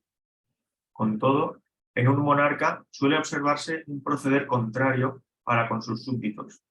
De envidia no puede sufrir que vivan y adelanten los sujetos de mérito y prendas sobresalientes. Gusta mucho de tener a su lado los ciudadanos más corrompidos y depravados del Estado. Tiene el ánimo siempre dispuesto a proteger la delación y apoyar la calumnia. Fijaos qué tremendo, ¿no? El planteamiento que está haciendo Otanes, ¿no? Dice, es que una persona que ha vivido, se ha criado y ha vivido entre algodones, está dado a todo tipo de depravaciones y de sinvergüencerías, ¿no? Dice, y además de ser un miserable que no va a permitir que la gente decente medre a su alrededor, ¿no? Encima además se va a rodear de lo más corrompido y depravado que se encuentre en el Estado, ¿no? Tiene el ánimo siempre dispuesto a proteger la delación y a apoyar la calumnia. Continúa. No hay hombre más receloso y descontentadizo que un monarca. Es un parco o contenido en admirar sus prendas y subirlas a las nubes. Se da él por ofendido de que se falte al acatamiento y veneración debida al soberano. Es otro, por el contrario, pródigo en dar muestras de su respeto y admiración. Se te desdeña y mira como a un adulador falso y vendido. Y no es eso lo peor. Lo que no puede sufrirse de ningún modo es ver cómo trastorna las leyes de la patria, cómo abusa por fuerza de las mujeres ajenas, cómo finalmente pronuncia sentencia capital sin oír al acusado. Pues al contrario, un Estado republicano, además de llevar en su mismo nombre de isonomía la justicia igual para todos y con ella la mayor recomendación, no da prácticamente ninguno de los vicios y desórdenes de un monarca. Permite a la suerte la elección de empleados. Pide después a los magistrados cuenta y razón de su gobierno.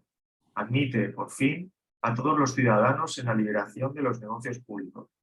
En resolución, mi voto es anular el Estado monárquico y sustituirle el gobierno popular, que al cabo en todo género de bienes, siempre lo más es lo mejor.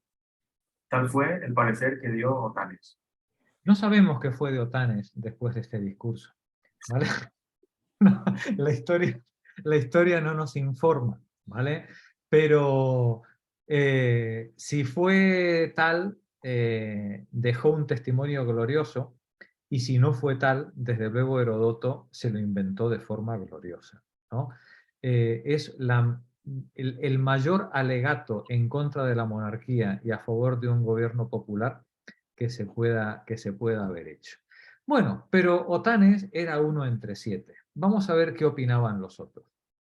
Cuando estés cansado, Alfonso, lo dices y te sustituimos, ¿eh? Vale. Pero Megabizo, en el voto razonado que dio, se declaró por la oligarquía.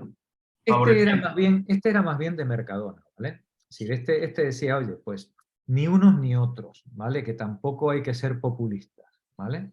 Este se declara directamente por el gobierno de los ricos, la oligarquía, ¿no? Adelante. Favoreciendo a los grandes por estas razones. Desde luego, dijo, me conformo con el voto de Otanes, dando por buenas sus razones acerca de acabar con la tiranía. Mas en cuanto a lo que añadió de que pasase a manos del vulgo la autoridad soberana, en esto digo no anduvo acertado. Es cierto que nada hay más temerario en el pensar que el imperito vulgo, ni más insolente en el querer que el vil y soez populacho, de suerte que de ningún modo puede aprobarse que para oír la altivez de un soberano se quiera ir a parar en la insolvencia del vulgo de suyo desatento y desenfrenado. Es decir, ni negros ni Ku Klux Klan, ¿vale? Si tampoco vamos ahora a ser fanáticos ni vamos a discriminar a los ricos, ¿no? Es verdad que hay que poner freno a los desmadres de un tirano, pero tampoco te vas a arrojar en manos del populacho, ¿no? Continúa. Pues al cabo un soberano sabe lo que hace cuando obra, pero el vulgo obra según le viene a las mientes, sin saber lo que hace ni por qué lo hace. ¿Y cómo ha de saberlo cuando ni aprendió de otro lo que es útil y laudable, ni de suyo es capaz de entender? Cierra los ojos y arremete de continuo como un toro, o quizá mejor, a manera de un impetuoso torrente lo abate y arrastra todo. Haga Dios que no los persas, sino los enemigos de los persas, dejen el gobierno en manos del pueblo. Imaginaos, ¿no? Si, ¿cómo vais a comparar un gobierno en manos de un campesino andaluz con un gobierno en manos de Froilán, por ejemplo? ¿No? Si no es comparable, ¿vale? Es decir, porque uno ha sido formado para dirigir al pueblo, ¿vale? No como el otro que solo sabe llevar cabra, ¿no? Este es el planteamiento, digamos, de los pro-oligarcas, digamos, ¿no? Continúa, por favor, Alfonso. Ahora debemos nosotros escoger un consejo compuesto de los sujetos más cabales del Estado, en quienes depositaremos el poder soberano. Vamos a lograr así dos ventajas.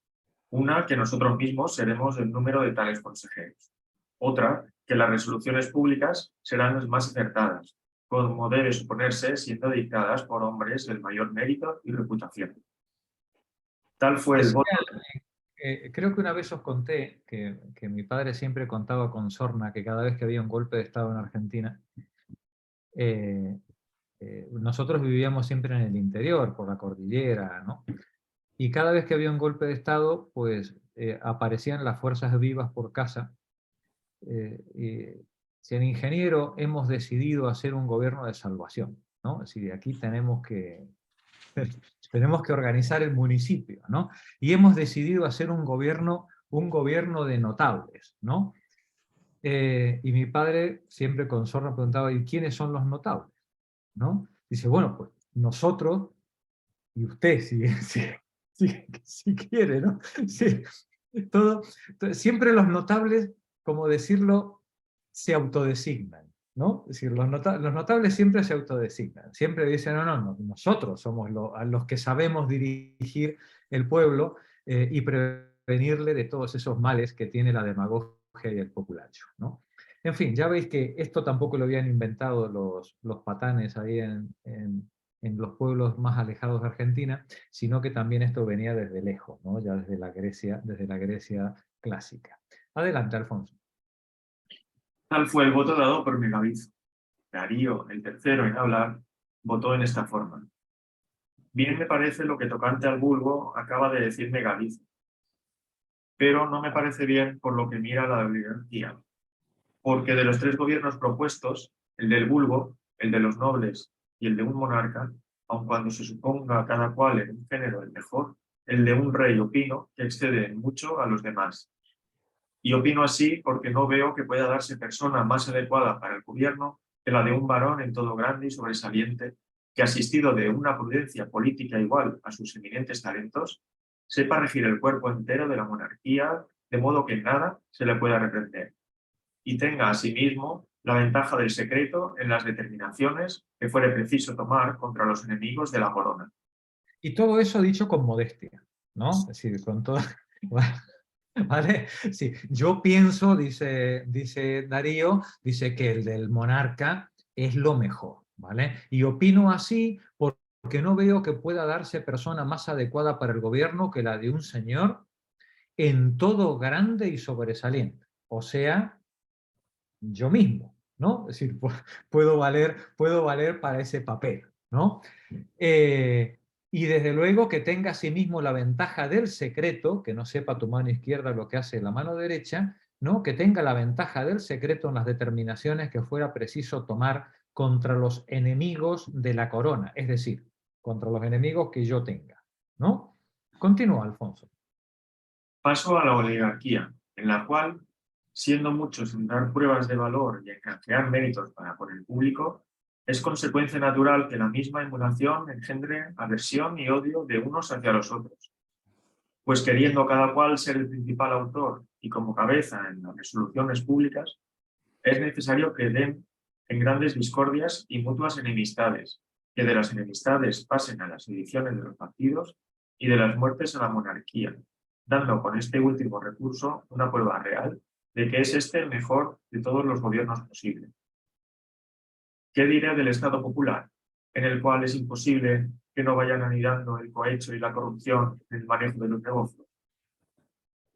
Adoptada una vez esta lucrativa iniquidad y familiarizada entre los que administran los empleos, en vez de odio no engendra sino harta unión en los magistrados de una misma gavilla que se aprovechan privadamente del gobierno y se cubren mutuamente por no quedar en descubierto ante el pueblo. De este modo suelen andar los negocios de la República, hasta tanto que un magistrado les aplica el remedio y logra que el desorden público cese y acabe. Con esto, viniendo a ser objeto de la admiración del vulgo, ábrese camino con ella para llegar a ser monarca, dando en esto una nueva prueba de que la monarquía es el gobierno más acertado. Y para decirlo en una palabra, ¿de dónde vino a la Persia, pregunto, la independencia y libertad pública. ¿Quién fue el autor de su imperio? ¿Fue acaso el pueblo? ¿Fue por ventura la oligarquía? ¿O fue más bien un monarca? En suma, mi parecer es que nosotros, los persas, hechos entes libres y señores del imperio por un varón, por el gran Ciro, mantengamos el mismo sistema de gobierno, sin alterar de ningún modo las leyes y fueros de la patria, lo más útil que contemplo para nosotros. Fijaos qué maestro Heródoto, cómo en unos cuantos párrafos plantea el problema político del gobierno en toda su plenitud, ¿no? La democracia versus la oligarquía versus la monarquía. Y prácticamente no hay más argumentos, ¿eh? Hoy, por muchas vueltas que le queramos dar, los argumentos siguen siendo exactamente los mismos que dejó planteado Heródoto en este momento. Y esto quiere decir que esta era una cuestión que se debatía en el ágora griega. Heródoto esto no se lo ha inventado él, esto es algo, él ha recogido, digamos, los planteamientos políticos de su época con respecto a las virtudes o defectos de los diversos sistemas de gobierno.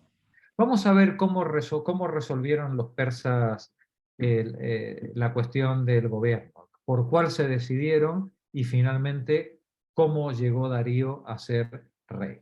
Continúa, Alfonso. Dados los tres referidos pareceres, los 4 votos que restaban del septemvirato se declararon por el de Darío. Otanes, que deseaba introducir el gobierno popular y derechos iguales para todos los persas, no habiendo conseguido sustento, les habló de nuevo en estos términos. Visto está, compañeros míos, que algunos de los que aquí estamos obtendrá la corona. O bien será de la suerte, o bien la elección de la nación a cuyo arbitrio la dejemos, o bien por cualquier otra vía que recaiga en su cabeza. Pues yo renuncio desde ahora el derecho de pretenderla, ni entro en concurso, persistiendo en no querer ni mandar como rey, ni ser mandado como súbdito. Qué tremendo Otanes, qué tremendo Otanes. El tipo, fijaos cómo somos los zurdos, ¿no? Sí, el tipo es tan demócrata que el tipo se abstiene, si lo que se ha decidido es una monarquía, él se retira de la competición, ¿vale? Él se retira de la competición. Él dice, yo renuncio desde ahora al derecho a pretenderla, ni entro en el concurso, persistiendo en no querer ni mandar como rey, ni ser mandado como súbdito. Larga vida a Otanes, aunque no hayamos sabido nada de él a partir de entonces. Sí, Continuar. sí. Paren el mundo que me bajo. Sí, paren el mundo que me bajo, dice Otanes. Cedo todo el derecho que pudiera pretender, pero cedo con la expresa condición de no estar jamás yo ni alguno de mis descendientes a las órdenes del soberano. Hecha tal propuesta, que fue admitida luego por los 6 confederados bajo aquella restricción, salió Otanes del Congreso, y en efecto, solo su familia se mantiene hasta hoy día libre e independiente entre los persas, pues se lo manda únicamente en cuanto ella no lo rehúse, no faltando por otra parte a las leyes del Estado persiano. Los 6 grandes restantes de la Liga continuaban en sus conferencias ordenadas a la mejor elección del monarca, y ante todo les parece establecer que si la corona venía a recaer en alguno de los 6, se obligara éste a guardar a Otanes y a toda su descendencia el perpetuo privilegio de honrarse con la vestidura de los menos, y enviarle a sí mismo los legítimos regalos que se miran entre los persas como distinciones las más honoríficas. La causa de honrar a Otanes con esta singular prerrogativa fue por haber sido el principal autor y cabeza de la conjuración contra el mago, aconsejándola a los demás compañeros de la liga. Respecto al cuerpo de los 7 confederados, ordenaron, primero, que cualquiera de ellos, siempre que le pareciese, tuviera franca la entrada en palacio, sin prevención ni ceremonia de pasar antes recado, a no ser que el rey estuviese en su aposento en compañía de sus mujeres. Segundo, que el rey no pudiera tomar esposa que no fuese de la familia de dichos confederados. Finalmente, por lo tocante al punto principal de la elección al trono, acordaron tomar el medio de montar los 6 a caballo en los arrabales de Susa y nombrar y reconocer por rey a aquel cuyo caballo relinchase el primero a la salida del sol. Ya veis qué criterio de excelencia para elegir al rey utilizaron los persas, ¿no? El caballo que primero relinchase, ese es el que va a ser el futuro rey. Sí, porque Bueno, tirar un dado no quedaba muy bien. era dejar las cosas demasiado atadas. Como decir que a los dados no puedes hacer trampa. Con los caballos sí. Vamos a ver ahora. Vamos a ver qué hizo Darío para conseguir hacerse monarca. Venga. Tenía Darío un caballerizo hábil y perspicaz, por nombre Evares, al cual, apenas vuelto a su casa de la asamblea, hace llamar y habla de este modo. Hágote saber, Evares, que para la elección de monarca hemos resuelto que sea nuestro rey aquel cuyo caballo, estando cada uno de nosotros montado en el suyo, fuere el primero en relinchar al nacer el sol. Tiempo es ahora de que te valgas de tus tetas y recursos, si algunos tienes, para hacer de todas maneras que yo y ningún otro arrebate el premio de la corona. Buen ánimo, señor, responde Evares. Dátela ya por alcanzada y puesta sobre la cabeza. Si nada más se exige, y si en lo que decís consiste ser rey o no, albricias os pido, porque ningún otro que vos lo será. Más vale maña que fuerza, y mañas hay aquí y recursos para todo. Manos a la obra, pues, replica Darío. Si algún ardid sabes, tiempo es de usarlo sin perder un instante, pues mañana mismo ha de decidirse la cuestión. Oído lo cual, practica Evares esta diligencia. Venida la noche, toma una de las yeguas de su amo, aquella cabalmente que movía y alborotaba más el amor del caballo de Darío. Llévala a los arrabales y la deja allí atada. Vuelve después conduciendo el caballo de Darío. Hácele dar 1000 vueltas y revueltas alrededor de la yegua, permitiéndole solo el acercarse a ella, hasta que el cabo de largo rato le deja holgar libremente. Lo pone al caballo encelado, ¿no? Alrededor de la yegua. A ver, apenas empezó a rayar el alba. Al siguiente día, cuando los 6 grandes de Persia pretendientes de la corona, conforme a lo pactado, se dejaron ver aparejados y prontos en sus respectivos caballos, e iban de una a otra parte, paseando por los arrabales, cuando no bien llegados a aquel paraje donde la yegua había estado atada la noche anterior, dando una corrida, el caballo de Darío empieza sus relinchos. Al mismo tiempo ven todos correr un rayo por el sereno cielo y oyen retumbar un trueno, cuyos prodigios sucedidos a Darío fueron su inauguración para la corona, de modo que los otros competidores, bajando del caballo a toda prisa y doblando ahí mismo la rodilla, le saludaron y reconocieron por su rey. Se ve que la tradición, hombre, no estaba bonito que fueras rey por el relincho de un caballo, ¿vale? Y menos por el relincho de un caballo en celo. Y entonces, digamos que adornaron un poquito la tradición con lo que cuando el caballo relinchó, un rayo cruzó el cielo sereno, ¿sabes? Y hubo el retumbar de un trueno, y entonces todo el mundo dijo, oh, esto debe ser una señal de los dioses, no del caballo, ¿vale? No solo del caballo, ¿vale? Continúa, Alfonso. Así cuentan algunos el ambicioso artificio usado por Evares. Si bien otros, pues andan en esto divididas las relaciones de los persas, lo refieren de otra manera. Dicen que Evares aplicó antes su mano al vientre de la yegua y la mantuvo cubierta entre sus vestidos, pero al momento de apuntar el sol, cuando debían mover los caballos, sacando su mano del caballerizo, la llevó a las narices del caballo, el cual, percibiendo el olor, principió al punto a relinchar. De este modo, Darío, hijo de Histaspes, fue no solo proclamado en Susa, sino reconocido también por rey de todos los vasallos del Asia, a quienes antes Ciro y después Cambises habían subyugado. Pero en este número no deben entrar los árabes, que nunca prestaron vasallaje y obediencia a los persas.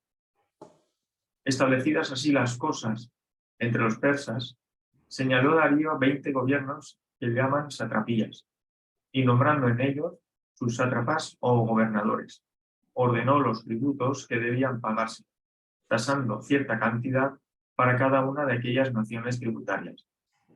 En el reinado de Ciro y en el inmediato de Cambises, no habiéndose fijado un arreglo todavía ni determinado una tasa individual acerca de los tributos, solían los pueblos contribuir a la corona con sus donativos, de suerte que Darío fue el autor de la talla determinada, de lo cual y de otras providencias de este género nació el dicho de los persas, que Darío fue un mercader, Cambises un señor y Ciro un padre.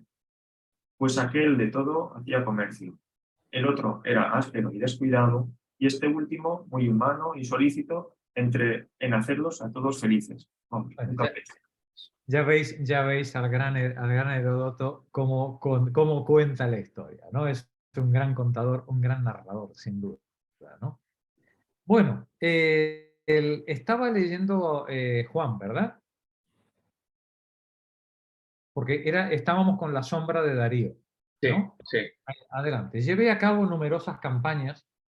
Llevé a cabo numerosas campañas con un ejército numeroso, pero no le infligí a la ciudad un desastre tan grande. Jerjes, en cambio, mi hijo, como aún es joven, piensa dislates propios de un joven, y mis consejos no tiene en cuenta. Bien sabéis esto, mis coetáneos. Todos cuantos tuvimos este poder, no podríamos aparecer como autores de tantos motivos de sufrimiento. ¿Qué entonces, ordenó Darío? ¿A dónde diriges el fin de tus palabras? ¿Cómo podríamos aún, partiendo de estos hechos, lograr el mejor éxito nosotros, el pueblo de Persia? Si no hicierais campañas dirigidas a las regiones griegas, aunque el ejército medo, sin negro que medo por persa, fuera mayor todavía, porque tienen por aliada a su propia tierra. ¿Cómo es eso que has dicho? ¿De qué manera es su aliada? Matando de hambre a quienes constituyen un número demasiado excesivo. Entonces enviaremos una tropa ligera, escogida. Ni siquiera el ejército que ahora permanece en las regiones griegas logrará regresar y salvarse. ¿Cómo has dicho? ¿Que no va a cruzar el estrecho de Ede, regresando de Europa a todo el ejército persa? Espera que me he perdido. Pocos, ciertamente. Ciertamente, de los muchos que son, si hay que dar algún crédito a los oráculos de los dioses, a la vista de lo que ahora ha ocurrido, pues no suceden unos sí y otros no. Y siendo esto así, deja Jerjes allí una tropa escogida del ejército por dejarse llevar de esperanzas vacías. Permanecen allí donde riega el llano con sus aguas corrientes el asopo, fertilizante amado de la tierra Beocia. Allí les espera sufrir las más hondas desgracias en castigo de su soberbia y sacrílego orgullo, pues cuando ellos llegaron a la tierra griega no sintieron pudor al saquear las estatuas sagradas de los dioses ni de incendiar los templos. Han desaparecido los altares de dioses y las estatuas de las deidades han sido arrancadas de raíz de sus basas y, en confusión, puestas cabeza abajo. Así que, como ellos obraron el mal, están padeciendo desgracias no menores y otras que les esperan, porque aún carecen de fondo sus males, pues todavía se están formando. Tal será la ofrenda de sangre vertida con la degollina en tierra de platea por la lanza doria. Montones de cadáveres hasta la tercera generación indicarán sin palabras a los ojos de los mortales que cuando se es mortal no hay que abrigar pensamientos más allá de la propia medida. Este proverbio griego de nada sin exceso, todo en su medida, ¿no? Y cuando te sales de la medida, algún dios va a venir a hacértelo pagar, ¿no? Aquí Esquilo pone en boca de Darío el consejo délfico contra la insensatez y la soberbia. En este caso, la necesidad de ajustar la conducta a los límites de cada uno.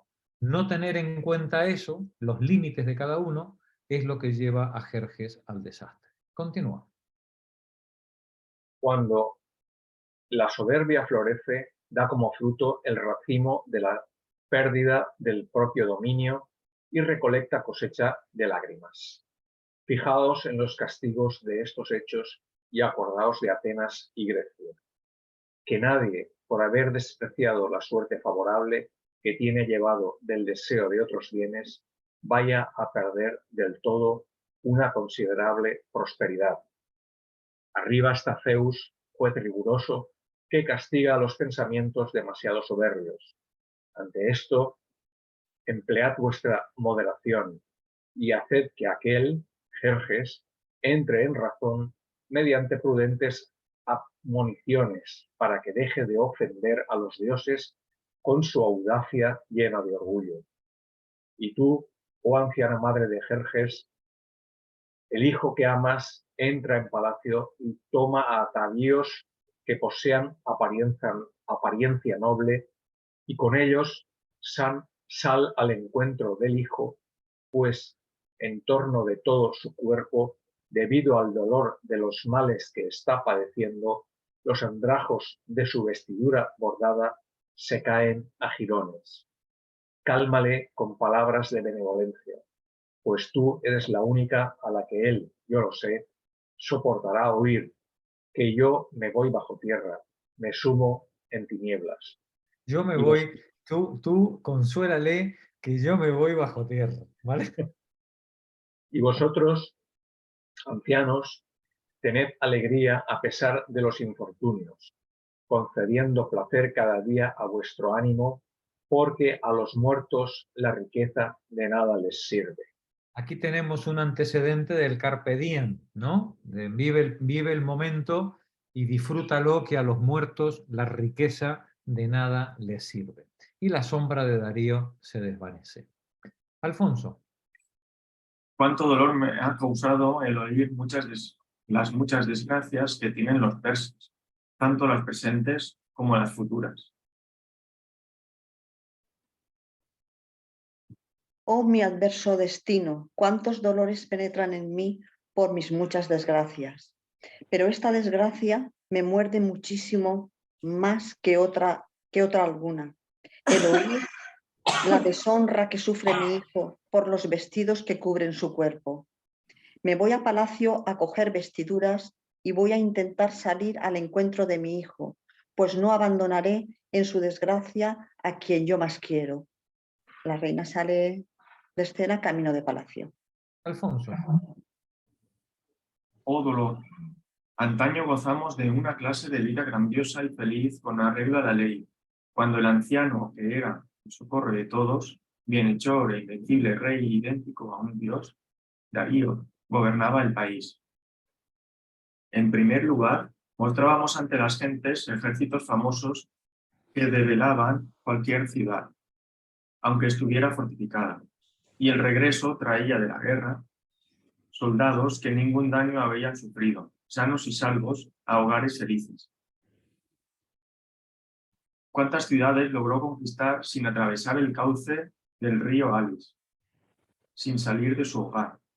Así ocurrió con los poblados del río Aquelú, en la costa del mar Estrimonio, vecino de Tracios.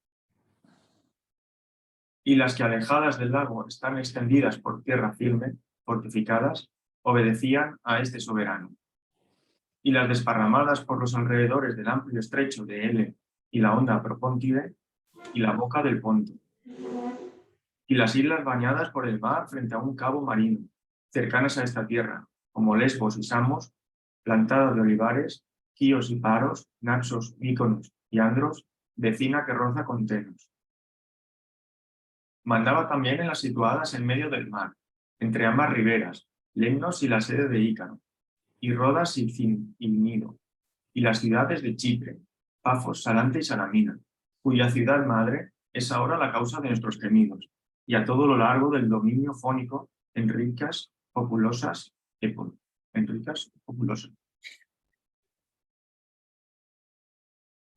ciudades de griegos mandaba con su propia mente.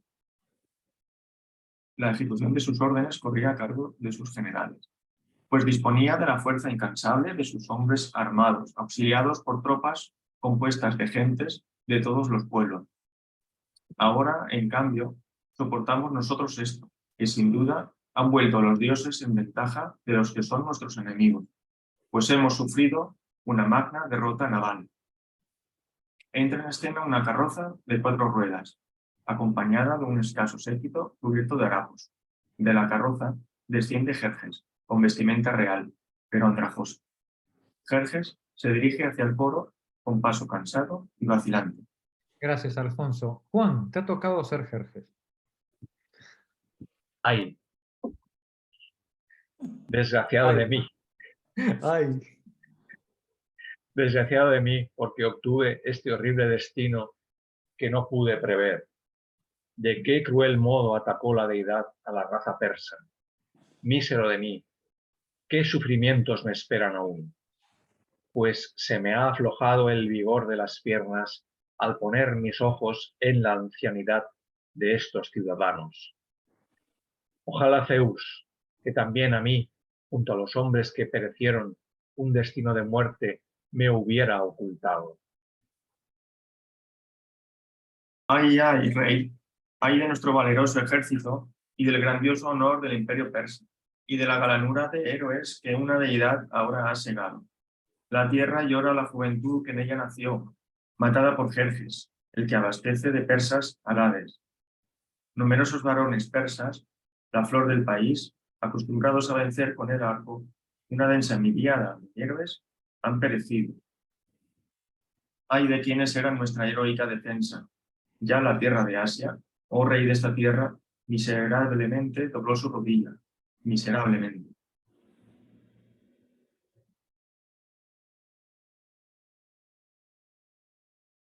Este soy yo, ay, ay, un miserable, un ser nocivo para mi raza y para mi patria. Sí, fui para ellas una desgracia. Como saludo por tu regreso, te envío este grito de mal agüero, un grito pleno de duelo, propio del mariandín, que profiere lamentos, un grito de dolor con llanto abundante.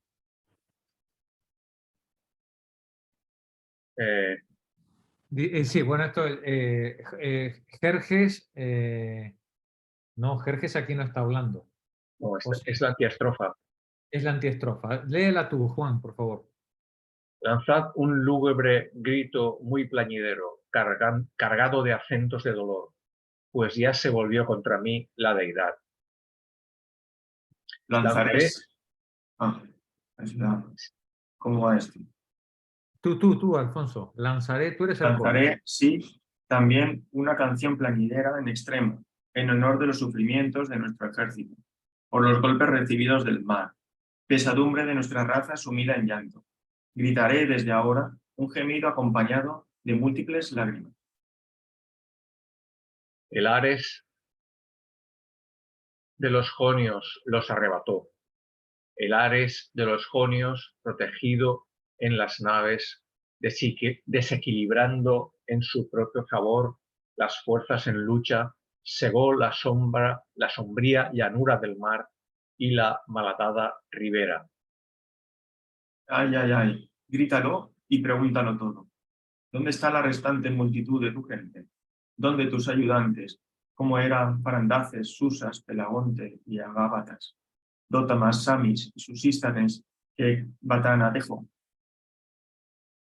Muertos los dejé, por desgracia, cayeron de una nave de Tiro sobre los escollos de Salamina y se estrellaron contra la dura ribera.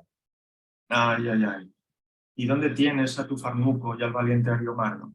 ¿Dónde el jefe Selvalces, de rango de príncipe, o Lileo, el de noble linaje, Menfis, Carlis y Masistras, Artembares e Istegmas? Esto te pregunto en segundo lugar.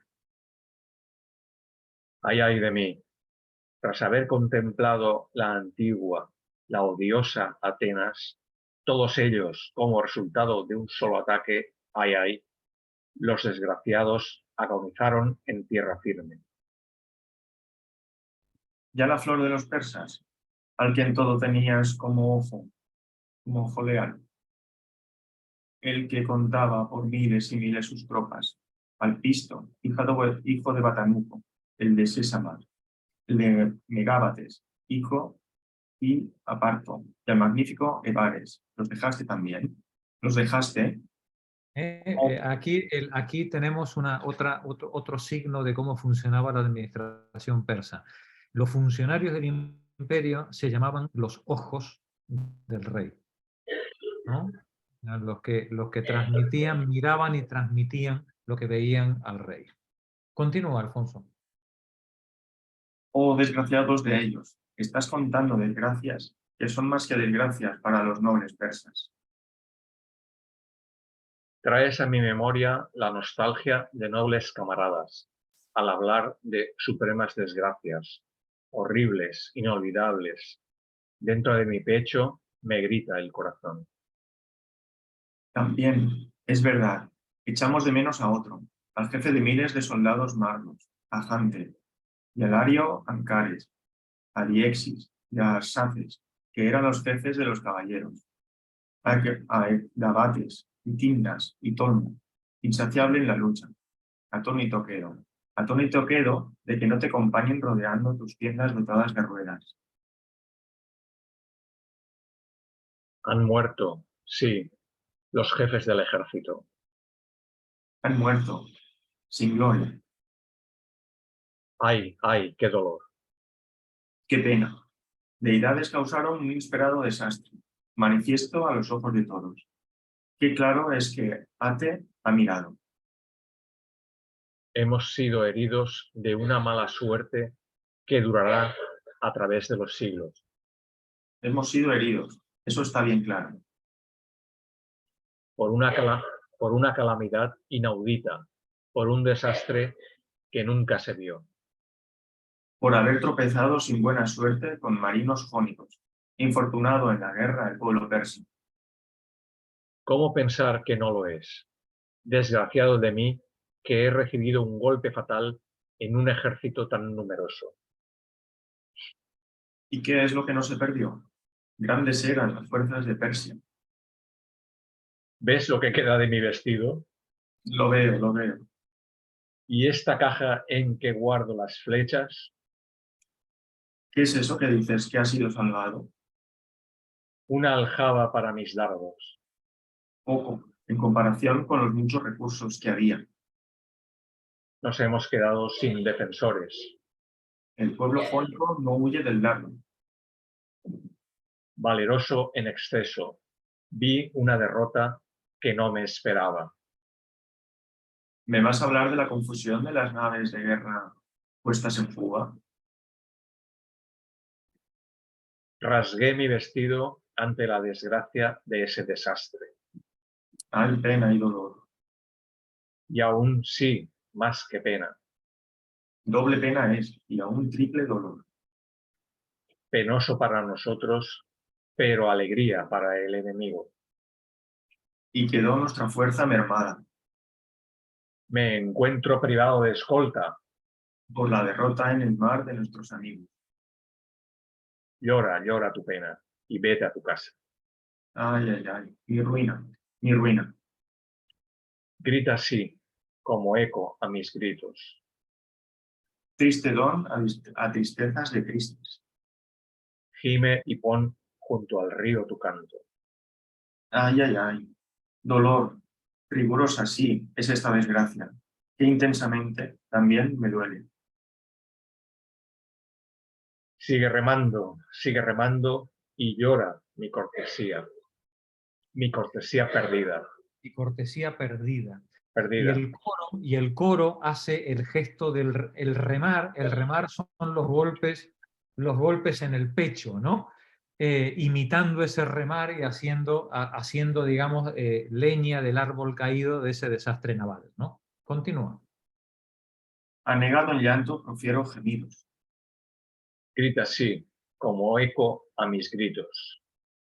Bien puedo cuidarme de eso, señor. Eleva entonces tu voz con lamentos. Hay pena, hay dolor. Y con estos gritos también se habrán mezclado. Hay mis negros golpes en el pecho con los que gimo. araña tu pecho y grita el grito mismo. Misio. Es, Misio.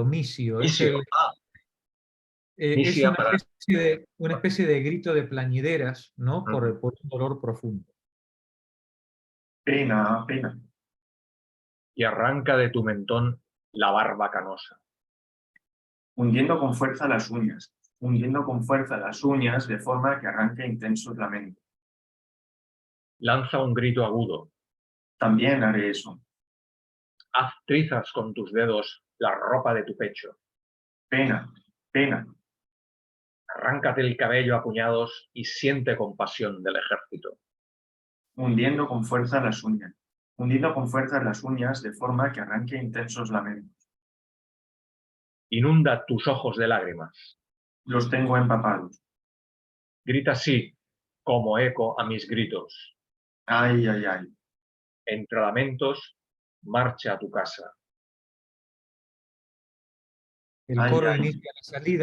inicia la salida, del escenario con paso lento por la edad, ¿no? Por la edad también de los ancianos que lo conforman, ¿no?